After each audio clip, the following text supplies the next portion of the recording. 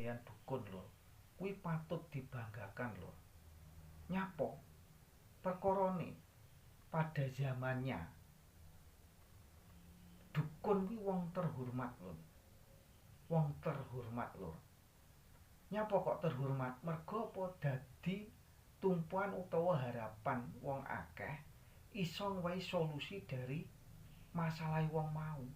Contone wong biyen ki lek enek awake kejulinu ya mara ngene dukun pijet. Saiki ya sik enek to lho, wong kejulinu ya ngene dukun pijet. Bar ngono enek apa-apa arepe gawe omah kuwi ya goleki dukun. Bar ngono enek wong susah ya goleki dukun. Mula lur, dadi dukun iki ora sak isin. Perkarane kuwi sejatine ya profesi sing membanggakan. Mergo apa?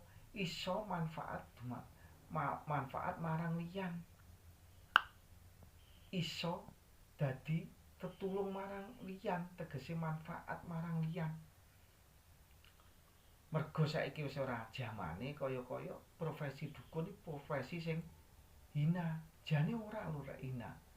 Selama dhewe dadi dukun sing apik, sing manfaat tumrap masyarakat lan diniati kanggo nulung masyarakat. Ngono lho lur, soalé apa kabeh mau wis tinulis wong ki terelek dikersakne dadi dukun karo Gusti Allah. Ya isuk panggah dadi dukun. Dimoi ya ora kenek, diarep-arep ya ora kenek. Mulane profesi iki profesi pada zamannya termasuk profesi yang membanggakan dan mulia.